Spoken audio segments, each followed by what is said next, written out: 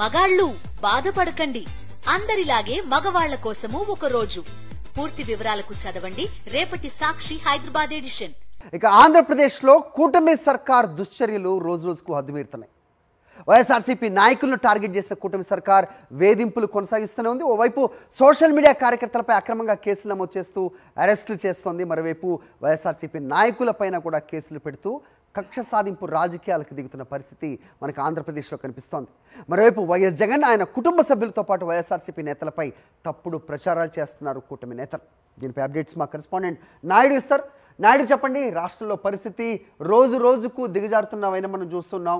So కొంతమంది నేతలకైతే ప్రతిరోజు కూడా 41A నోటీసులు, మరికొంతమందికి ఒక జైలు నుంచి ఇంకో ప్రాంతానికి తరలింపు, ఈ రకంగా జరుగుతోంది. 3rd డిగ్రీ కూడా ప్రయోగిస్తున్నారంటూ కూడా అందరూ కూడా వాపోతున్న పరిస్థితి. ఏం జరుగుతోంది, అప్డేట్స్ ఏంటి?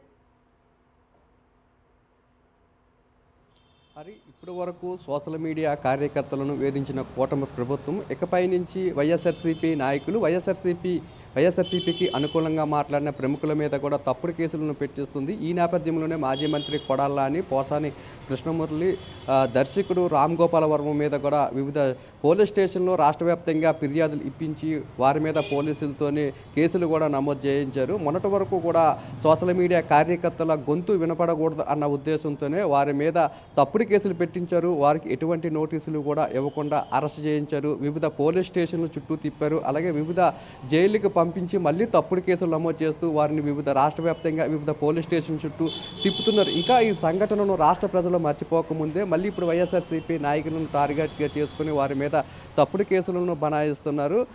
మాజీ మంత్రి కొడాలి నాని మీద విశాఖపట్నంతో పాటు రాష్ట్ర వ్యాప్తంగా వివిధ ప్రాంతాల్లో కేసులు నమోదు చేయించారు. అలాగే పోసాని కృష్ణమురళి మీద కూడా, రామ్ గోపాల్ వర్మ మీద కూడా అనేక ప్రాంతాల్లో కూడా ఈ తప్పుడు కేసులు నమోదు చేస్తున్నారు. అంటే ఈ తప్పుడు కేసులు నమోదు చేయించడానికి బడుగు బలహీన వర్గాల వారిని అలాగే విద్యార్థులను పావులుగా వాడుకుంటున్నారు. తమ రాజకీయ క్రీడలో వారిని బలిపశువులుగా చేస్తున్నారు. దీనంటికి ప్రధాన కారణము కూటమి ప్రభుత్వం అధికారంలోకి రాకముందు అమలుగానే హామీలతో ప్రజలను మోసం చేసింది. అధికారంలోకి వచ్చిన తర్వాత సూపర్ 6 పథకాలన్నింటినీ కూడా అమలు చేస్తామని చెప్పింది. 100 రోజుల్లోనే ప్రభుత్వ పాలన మీద ప్రజల నుండి వ్యతిరేకత పెరిగింది. ప్రజలు ఎక్కడికక్కడ కూటమి నాయకులను నిలదీసే పరిస్థితి కనిపిస్తుంది. దీని నుంచి ప్రజల దృష్టిని మరల్చడం కోసము ముందుగా సోషల్ మీడియా కార్యకర్తలను టార్గెట్గా చేసుకున్నారు. ఇప్పుడు ఎవరైతే యాక్టివ్గా ఉన్నారో వైఎస్ఆర్సీపీ తరఫున అటువంటి రాజకీయ నాయకులను టార్గెట్గా చేసుకుని రాష్ట్ర వ్యాప్తంగా వివిధ పోలీస్ స్టేషన్లో వారి మీద కేసులు నమోదు చేస్తున్నారు.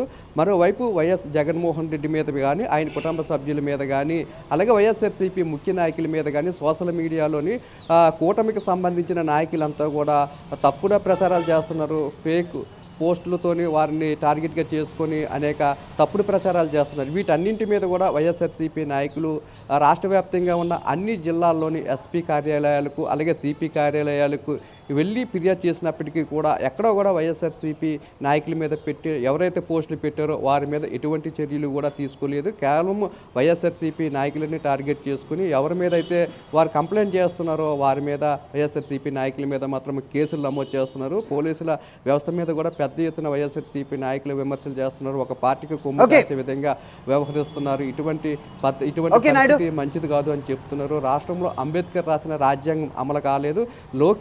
లోకేష్ రాసుకున్న రెడ్ బుక్ రాజ్యాంగం మాత్రమే అమలు అవుతుందని చెప్పి వైఎస్ఆర్సీపీ నేతలు విమర్శిస్తున్నారు. హరి రైట్ నాయుడు, చంద్రబాబు, లోకేష్, పవన్ కళ్యాణ్పై అనుచిత వ్యాఖ్యలు చేశారంటూ తప్పుడు ఫిర్యాదులు చేస్తూ ఈ కేసులు బనాయిస్తోంది.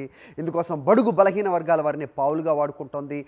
స్టూడెంట్స్ను కూడా వదలని నేపథ్యం మనం చూస్తున్నాం. ఒక స్టూడెంట్ తోటి కొడాలి నానిపై ఫిర్యాదు చేయించిన అంశం కూడా నిన్న మనకు కనిపించింది. ఇటీవలే నటుడు పోసాని కృష్ణమురళి అవ్వచ్చు, రామ్ గోపాల్ వర్మ అవ్వచ్చు కేసులు నమోదు చేశారు. వీళ్ళ మీద మంత్రి కొడాలి నానిపైన ఓ లా విద్యార్థితో ఫిర్యాదు చేయించి కక్ష సాధింపు చర్యలకు పాల్పడుతున్న పరిస్థితి మనకు ఆంధ్రప్రదేశ్లో కనిపిస్తోంది.